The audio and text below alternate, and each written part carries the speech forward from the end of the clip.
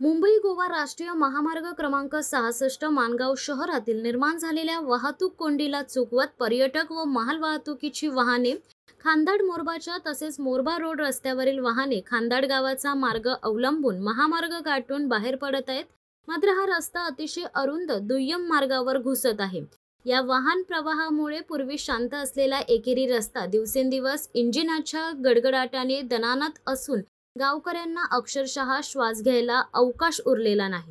गेले 3-4 आठवडे 40-60 किलोमीटर वेगाने धावणाऱ्या ट्रक, टँकर, टेम्पोच्या सततच्या ये-जा दिसत आहेत।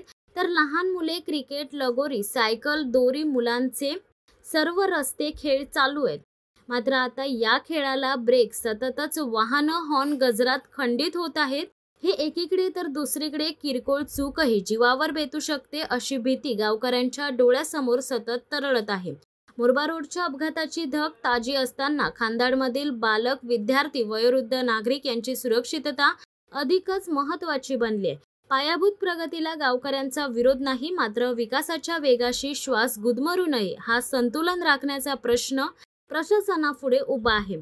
अवजड वाहनांना योग्य मार्गावर वळवून लहान मुलांना सुरक्षित खेळण्या रस्त्याची मोकळीक देण्यासाठी तातडीची पावले उचलाच अशा मागण्यांची आर्त हाक आहे।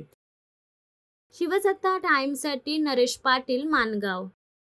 दे धडक बेधडक वृत्त देणाऱ्या आपल्या शिवसत्ता टाइम्स न्यूज चॅनलला लाल बटन दाबून सबस्क्राईब करा आणि बेल आयकॉनला क्लिक करायला विसरू नका।